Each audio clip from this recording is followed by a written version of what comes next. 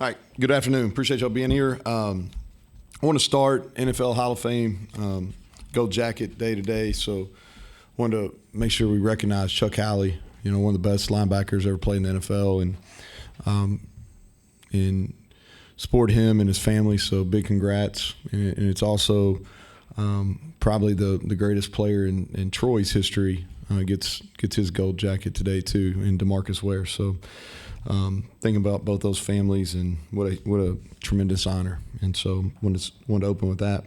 Fan Day today. Appreciate everyone coming out. It's a good event. Our people did a really good job hosting it, and a lot of young people, and that's why we have it, is the interaction with our players and the young people. I think it's really important. If you look at the game of football, the numbers are in decline across the country, and so we've got to continue to do things that keep this game alive. It's the greatest team sport in the country, in my humble opinion. I love all sports, but I think this game teaches more than any other thing, and so any other game. And so I think it's important that we do outreach things. So appreciate all the families that came out and came to Fan Day and then watched the practice. Recovery Day practice for us, so really light. We practice in intervals, and so a lot of it's some scientific data and stuff like that Coach Mike and his people do. But today we basically had we stressed them yesterday. Today's really short. Tomorrow's a non-practice day. And then for all intents and purposes, camp really starts on Monday. And Monday, Tuesday, and Wednesday, last day of shells will be Monday, Tuesday and Wednesday, full pads. We'll start doing some tackling, and that's when it kind of starts separating out. With that, been pretty calm today compared to yesterday, huh? So with that, I'll take questions. Neal, it's way too early yet, but when do you have to start to make decisions on, okay, this guy, maybe not start, but this guy is good enough to play, or this guy was maybe he's developing. Yeah. When do you get to that point? Yeah, well, Greg, that question went in a better direction I was thinking. I thought you were going to ask me about making like a away game, how we were going to travel to Arizona or Utah or whatever. Yeah, no, I've been to Tucson. I haven't played there, but well, here's what we try to do is we try to give everybody 2 scrimmages, so that'd be 2 weeks from today. Now, it'll thin out a little bit before then, but 2 live opportunities in the stadium is kind of, that's not going to, that's, our starting left tackle is Wyatt Milam. That's who that is. Our starting center is Zach Frazier. But there's several jobs that are open, and there's a lot of backup jobs, and there's a lot of jobs on special teams that are open, and there's a lot of travel roster spots. And so most of those decisions will be made that Sunday, Monday after the second scrimmage. Now, some of them will go longer, but you want to give everybody two live situations in the scrimmage. The other thing too is like you got to keep hope alive, because there's certain guys that we know probably are not going to help us necessarily this year, but they're key to down the road. Like the O-linemen really are the ones that stick out, like Johnny Williams, Nick Craig, Cooper Young. Those are guys that really have a bright future here, and so that's why you see some of the 2-spot stuff that you saw today, and then you saw a couple days ago when you all were out there, is to get those guys reps, and we'll continue to do that all the way through that second scrimmage when we start kind of Penn State prep. Job at right tackle, you moved Doug there in the spring. Mm-hmm. Is he definitely there now? There's no thought of flipping that back, or you No, satisfied yeah. I think that's the best fit for him. And we've really worked him there. Well, we kind of worked him center, guard, and tackle. And he's still getting reps at all 3 spots, but that's where we anticipate him playing when we play week 1, is at right tackle. And Hubbard's still getting reps there. Hubbard and Yates are both continue to compete at the right guard spot as well. And then Yates is getting some center reps also. Yeah, I asked you about Colorado on Wednesday. Mm-hmm. Got to ask you about the Yeah, new 3. I said this, and I've kind of said the same thing because I know several of you guys have asked about the realignment, and I've been really impressed with Commissioner Yormark since he took over. I think he's been aggressive, And I don't think enough credit goes to Commissioner Bowlesby too. And I thought that the conference, by his leadership, reacted really quickly, and we added 4 really good football programs to the Big 12 when Texas and Oklahoma initially left. And then Commissioner Yormark's had a plan since the beginning, and now we're sitting at 16 teams, and I think that for the last several months we've been in a position of power, which has not always been the case. So I think a lot of credit goes to his leadership.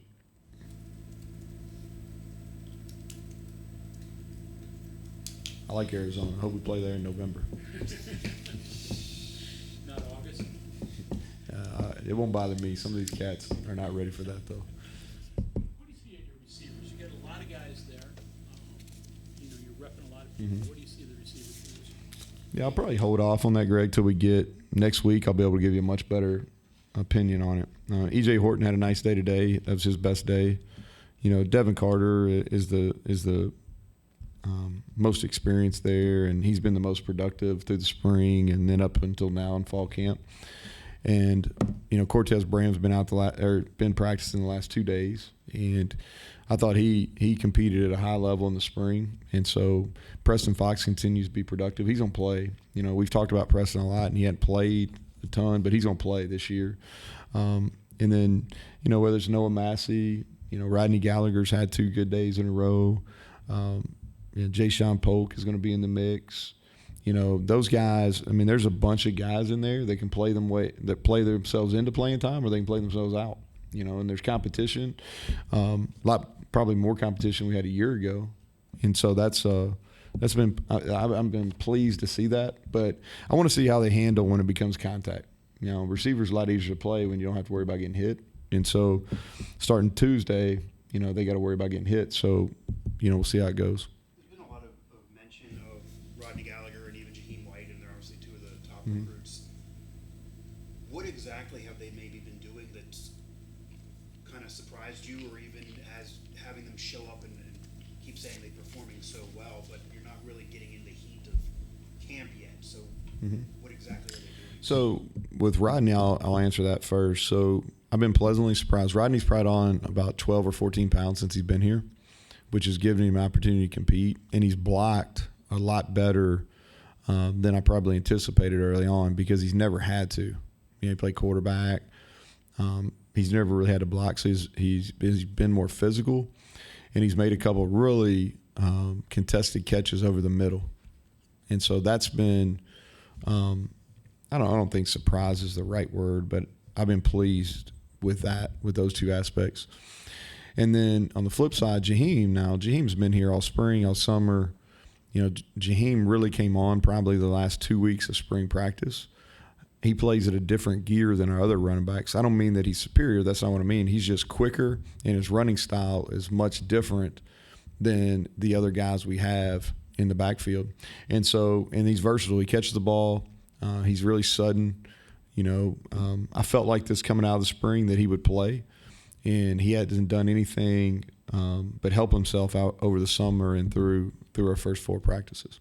Do you think this is the most versatility depth you have at that pass rushing bandit spot? Yeah, I think we got to wait. We look better. I think we're bigger there than we have been. We definitely have more natural pass rushing talent there. But let's get into some third down periods and things like that, and let's see how it shakes out. Look good in pass rush right now. 1-on-1 versus the O-line. They're getting more wins than they have, and so I am anticipating us being better, but I want to wait and see.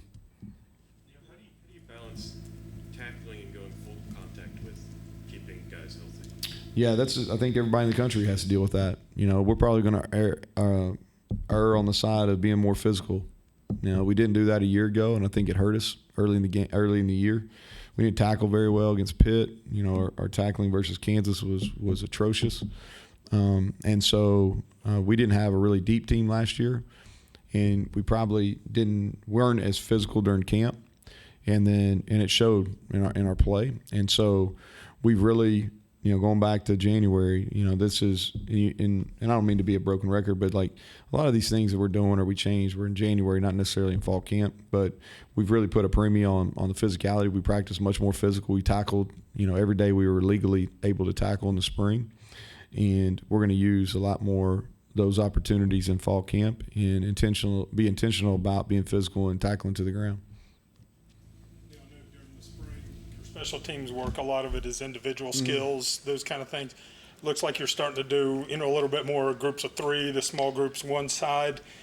Are you pleased with where that building process is? And I know you still have some steps to go to put it all together, but are you seeing some results from what you did in the spring? Yeah, so spring-wise, kind of what we do is really from a belief standpoint is really about individual evaluation and then working the fundamentals of the special teams. Like punt and field goal are the only units that we work as a total, all 11. And then what we do is we kind of build into it in the summer, and then in fall camp we go right to it. Now today we didn't, we've got to. It stinks, but you got to kind of be cautious of what you're doing because all 3 of our first 3 games are all local. So and my assumption is we probably did have some people that were, part of those first 3 opponents that were here today. And so we got to be careful. So that's why we did all kind of group things today, not necessarily all 11, but we've been working all 11. And really what we want to do is, and I think I said this the other day, is we want to continue what we've been doing on punt.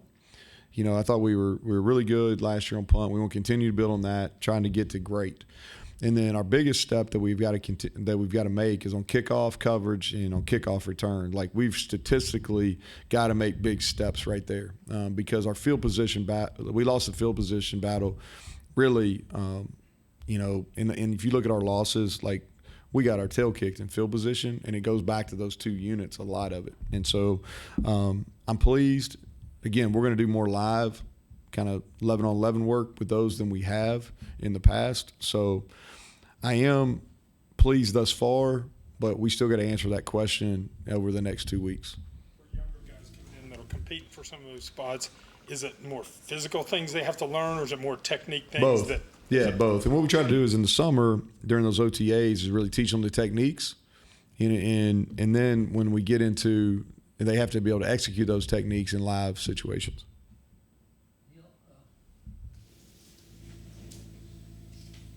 Yeah, I'm sorry. Yeah, kind of 2-part question. Back to what you said about football. You said it's the greatest game and what it teaches. Give me your best feel on what it teaches and why it is the greatest game. Well, I look at it like this, and I don't mean to get on a soapbox, but so I was very fortunate growing up that I was able to play basketball through high school. I played baseball through high school, and I used to play football through college. And I've been a part of a team for as long as I can remember, probably going back to when I was 5 years old. And my parents are both educators, and you all know my background, so I'm not getting into that. But I say this, and I don't mean this against anything in the classroom, but I've probably learned as many life lessons and things that I carry with me on a hard court, a baseball diamond, or a football field. And you think about it, and we actually just talked to our team about this. There's Bill Curry he talks about the huddle, and if you've never listened to it, really you should take a minute and kind of listen to it. He talks about the huddle, and he talks about in detail what it means. And but we shared that with our team yesterday, and I think the game of football, it's the only game where really your well-being is dependent on other people. And that's the truth. And you've got to wear gear. You got to be able to go through and endure things in the heat during the summer. You got to play in conditions in the winter where it's really cold, or late fall when it's really cold. You got to learn life skills, how to be a good teammate, and I can go on and on this, but I just feel really strongly, and I get asked this a bunch because I'm very fortunate. I got to have a son, and there's people that are concerned, right? They're concerned about football and some of the stuff that's come out on concussions and CTE and things like that. And they ask, hey, are you going to let Dax play football? And my answer is always, man, I really hope so. I really hope so. Now, I'm not going to make him play, but I hope he plays because I think there's some life lessons and some lessons on just being a man that I don't think you get anywhere else. And to me, the risk, and there's risk associated with everything. You know, I'm a lot more concerned about my daughter that plays soccer and without pads than I am, you know, Dax when he eventually puts pads on, hopefully, and plays the game. And I'm all for soccer. That's not a negative on soccer. I'm pleased that my middle child, she loves it and she plays it year round. But I'm more concerned about that injury with her than I am, you know, in football. So I could probably go on for a while on that. I'm not, but yeah, Bob. Yep. It's also a soapbox question. Mhm. You mentioned that college football is losing attendance, and you know, what do you see the reason for that? And I mean, there's an awful lot of outside distractions from it. And how is it to be corrected in your mind? You know, I don't know if it gets corrected. You know, I really don't. I think we've got to get away from this. Different doesn't mean bad, right? I think that sometimes we get used to things, and we get used to watching TV a certain way. We get used to you know, certain rules within college athletics. We get used to conferences, and I think just people in general don't like change. But just because things are different don't mean they're necessarily worse. Now, I do think some of the things that make college athletics great is there's this connection. You know, like sitting there today talking to people coming through Fan Day. You know, a lot of the people that are coming are second, third, fourth generation Mountaineer fans that went to school here or grew up in the area, and they really identify with the WV logo, not necessarily as me as a head coach or any of our players, but they really identify with West Virginia because West Virginia represents the state. It represents the school they went to. And I think there's a lot more of that in college athletics. And it happens in football more so than not because you have homecoming. You know, there's certain memories that are attached to those because footballs are more special events. And like I said, I go to all the sporting events. I love sports. But you have a lot more games than other, you know, so football games are events. You know, if you look back and I don't have any data from the Chamber of Commerce here, but I'm pretty sure that our home games are probably the biggest revenue dates in town. And so they're events, and you get your memories and everything's tied into those events. And what happens is a lot of times those events are wrapped around rivalries, which I think are really good. But now that's changing, and maybe there's going to be new rivalries. Okay, maybe there's going to be different things that the way college, you know, we're looking at, you know, basically 4 conferences now, and they're spread coast to coast. Well, maybe they're different, you know, maybe they can be better. But I think that's the long answer. The short answer is we got to this point because of money. I mean, that's what it is, right? And we can bitch and complain about it, about the money piece, but last time I checked, most things are like that. I mean, it's a business. And this is a business, you know, like, you know, the NFL, they're making most of their decisions on the bottom line too, right? Yeah. And so that piece is, and I think you either eat or you get eaten. And so at least right now, you know, from a West Virginia standpoint, we're in the group that's at least eating.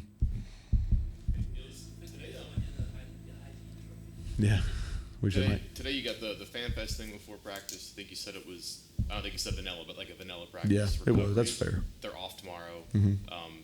Do you look differently today? Do you find different things out about people today, about, you know, focus, mindset? Because I thought our urgency wasn't very good. And if you see it, like we basically got 2 different groups, and I was with our young group today, and I was with our young group on purpose because your older guys, for the most part, they understand. They like, and I always use it like this, and it's more of a visual. But you know, if you're Penn State's here, and this is where you want to be at peak performance, you know, I think the common notion is you just gradually climb till you get to your peak performance. But it's really not the way it goes.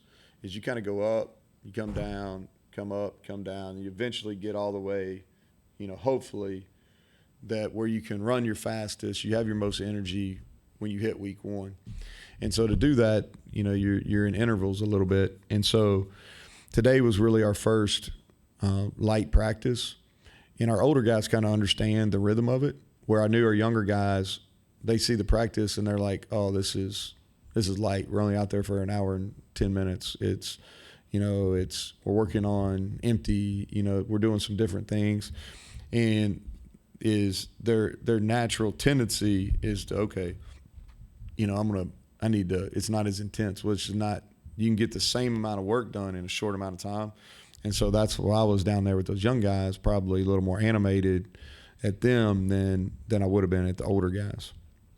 And then I'll give the name a shot here. Tomiwa.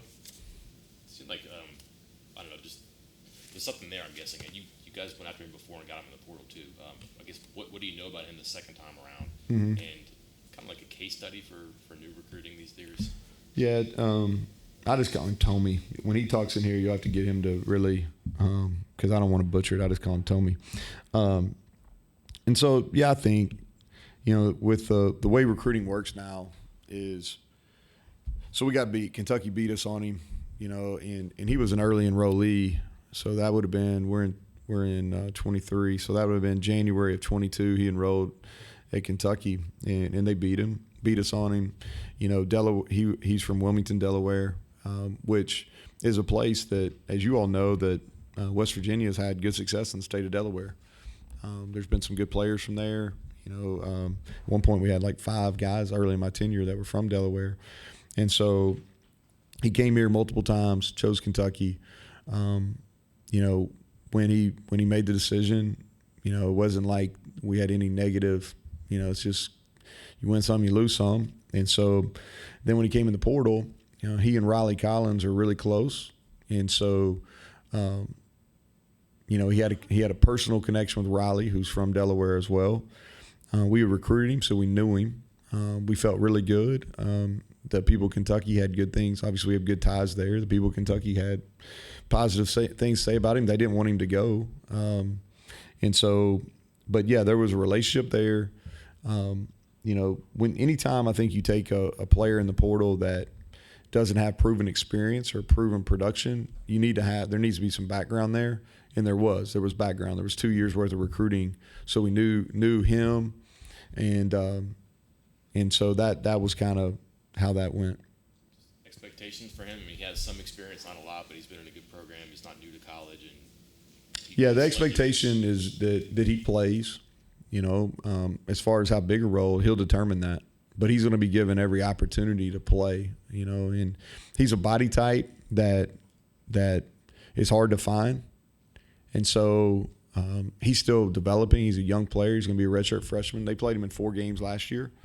But he's been through two spring practices.